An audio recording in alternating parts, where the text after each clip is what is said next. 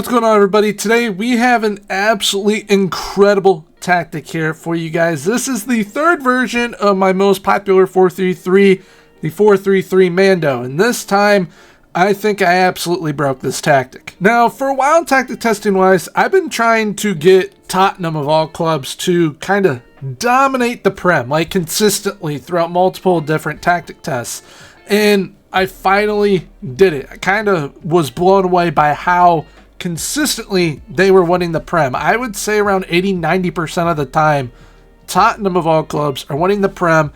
That's what we have right here. Not only did they win the Prem, they won the Europa League as well, as this is the updated database, so they're in the Europa League. Got to a semi-final of the FA Cup.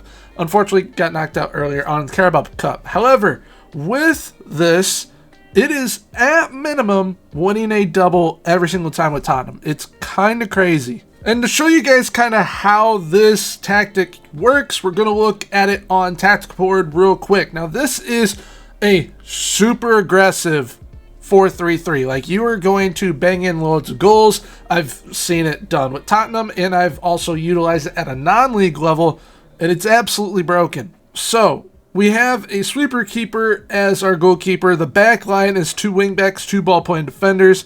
We got a ball-winning midfielder and defensive midfield. Then we have 2 central midfielders. One will be on support, which is the left central midfielder. The right central midfielder is a central midfielder on attack. However, if you wish to copy this tactic over, once I get to that page, you're able to kind of swap those sides and it'll still work the exact same. Then you got 2 inside forwards as well as an advanced forward. Now, with this back line, I'm instructing the ball-playing defenders to play wider. So in build-up, they're going to go wider, allowing that sweeper keeper to come up. This essentially is a back 3. They like to move the ball about. Now, the sweeper keeper initially is on the defensive duty. On the defensive duty, it still likes to move the ball around. However, if you put it on support or even attack, it's going to be even more aggressive. I wouldn't suggest doing attack. Definitely feel free to try support if you wish to do so, though. Now, these wingbacks, they are going to be overlapping due to the inside forwards being like wide strikers. We essentially will have a front 3. These wingbacks are going to fly up, supplying the width. I instruct them to cross from the byline. However, I also instruct them to shoot more often. So it's kind of a wombo combo with that. They're great playmaking ability-wise. However, if the wingback wants to go for goal, they will just swap with the inside forward a majority of the time. And then we have these central midfielders here. One is on support, one is on attack.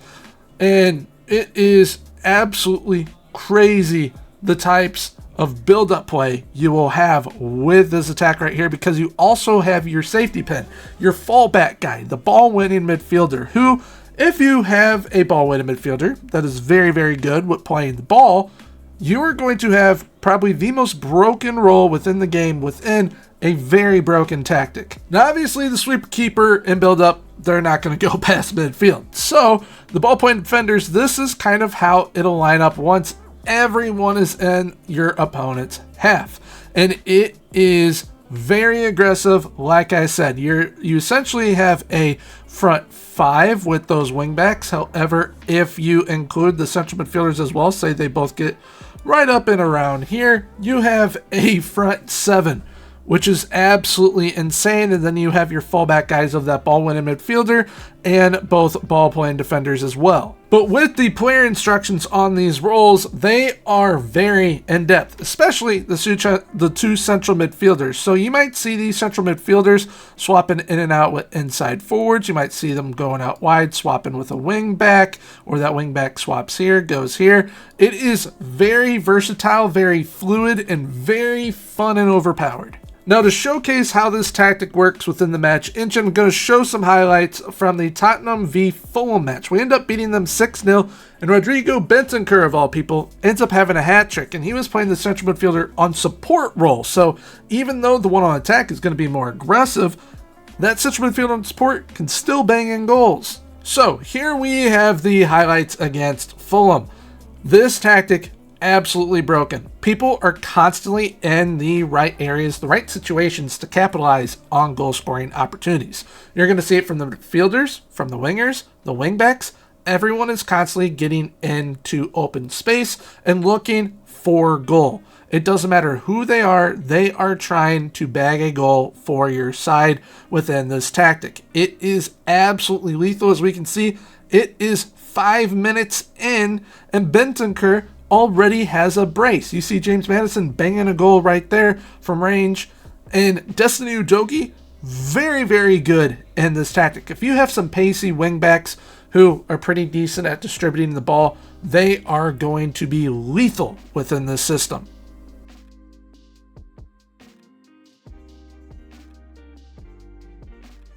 So there was the highlights, and real quickly before we get into the tactic itself, if you wish to download this tactic, I will be linking my Discord down below in the description. That's where you're going to be able to download the tactic from. Then the download section of my Discord. Also within there, I'm going to be linking my set pieces as well. They link up really well with this 4-3-3. And if you are on console and you're not able to download the tactics, I'm going to be going in depth on all the player instructions, all that good stuff, so you can copy it over from the video. Alright, so the tactical file name that you're going to be looking for in the down section of the Discord is Gormy's 4-3-3 Mando V3. We got an advanced forward on attack up top, 2 inside forwards on attack, central midfielder on support at left central midfield, central midfielder on attack at right central midfield. Once again, like I mentioned earlier, you can swap those, it'll still work the same.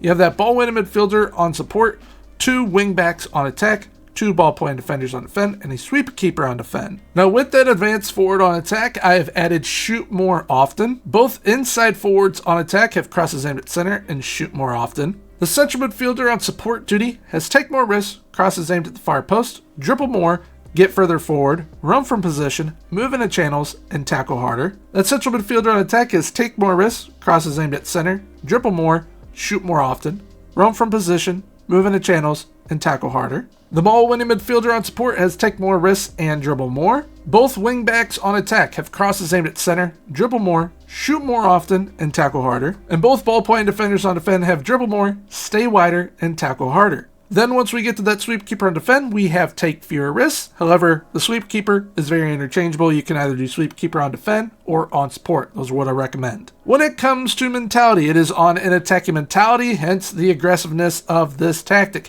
If you want to be a little bit safer, you can go positive. I have used it at a non-league level, and it is very, very good on balanced. So balanced positive attacking works well on all of them. However, if you want the best output with it, go on attacking. Now for those in possession instructions, we've got fairly narrow attacking width, overlapping on the left and the right, looking for those overlapping runs from our wingbacks. We play out from the defense as well.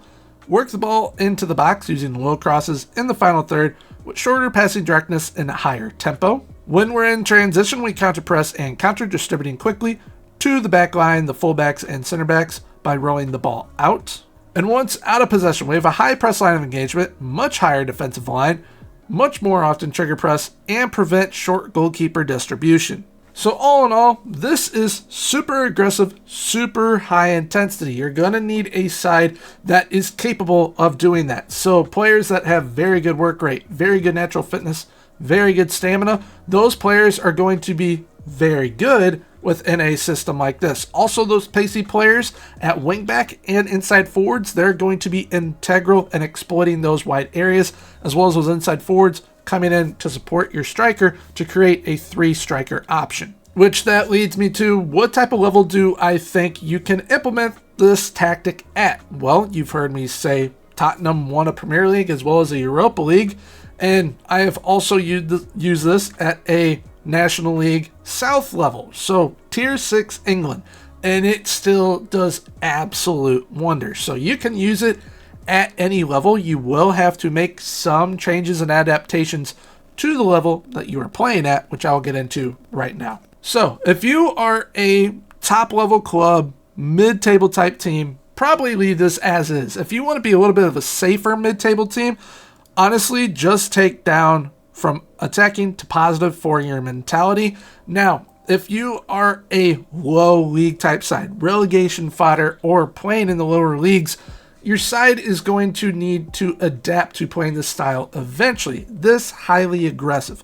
So some changes that I make are these. I will sometimes, instead of having the ball-winning midfielder on support, put them on defend. It does change the dribble more option, as they will then dribble less, but if you're wanting to be a little bit more safer defensively, that is definitely an option to go for. When it comes to those wingbacks, I do not instruct them to shoot more often. I have that taken off. However, I do want them tackling harder, crosses aimed at center, and dribble more. I do not have them crossing more often though. However, with that crossing more often, if you want them, instead of shooting the ball more, and then you want them to be kind of a playmaker more so, feel free to tick that on as well. The ball-playing defenders, I changed their instructions as well. I do not instruct them to stay wider. I kind of have them play their central position, and I also do not have them tackle harder because at the lower league levels, they aren't as smart as, say, Premier League type players, so they will make more mistakes and potentially lead to pens against your side. So I take off tackle harder, and I also take off stay wider. And with that change, with that stay wider, if you wish to instead have a sweeper keeper, go with a goalkeeper, that's completely fine as well. So there we have it for today's tactic. I hope you guys did enjoy. Once again, if you wish to download this tactic, I'll be linking my Discord down below in the description. You can download it from the download section of my Discord. And if you are on console or you do not have Discord, feel free to copy over the tactic from the video and just kind of pause as you go. Both all that being said, if you have enjoyed today's video, please feel free to leave a like, comment, and subscribe. Subscribing is 100% free, so I hit that sub button. Also, if you wish to become a YouTube member here on my channel, you will get early access to videos as well as tactics and in-progress tactics as well. So I'll be linking that down below in the description if you wish to join as well. But until next time, everyone, have a good one. Bye-bye.